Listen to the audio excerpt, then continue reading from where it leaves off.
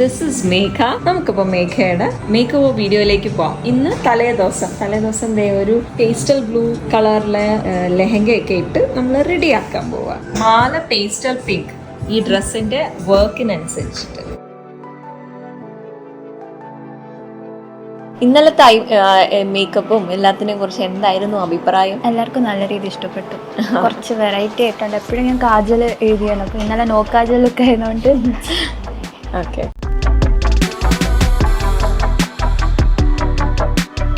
എന്തൊക്കെ ട്രെൻഡ് വന്നെന്ന് പറഞ്ഞാലും എന്തൊക്കെ സ്റ്റൈൽ വന്നെന്ന് പറഞ്ഞാലും എവർഗ്രീൻ ആയിട്ട് നിൽക്കുന്ന ഒരു സ്റ്റൈൽ ആണ് നമ്മുടെ നീളത്തിന് മുടി പിന്നിടുക എന്നുള്ളത്.